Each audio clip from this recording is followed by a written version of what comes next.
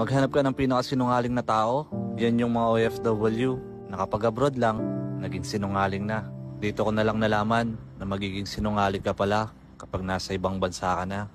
Dito ako natutong magtago sa aking pamilya na kahit hirap ka na, lagi ko pa rin sinasabi sa kanila, okay na okay ako dito, nasa mabuting kalagayan ako. Magsisinungaling ka na lang para hindi sila mag-alala. Minsan, babagsak ka na lang sa sobrang pagod, pero bawal magpahinga. Hindi ito katulad ng Pilipinas, na kapag ayaw mo na, ay uuwi ka na. Kaya kailangan mo pa rin bumangon, kahit na pagod ka na. Minsan, matatawa ka na lang, magtataka ka na lang kung paano mo kinakaya. Madalas nga din pala naming itago, na kapag mag-isa na lang kami, ay umiiyak kami. Gustong gusto na kasi namin diyang umuwi sa Pilipinas. Ang kaso wala pang ipon eh, di pa pwedeng umuwi. Madalas nga din pala naming itago, na madalas kaming nalilipasan ng gutom. Madalas, kape at biskwit lang ang almusal mo.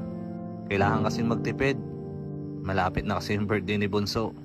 Ngayon ko lang talaga napatunayan na kapag naging OFW ka na, matututo ka talagang magsinungaling para di sila mag-alala.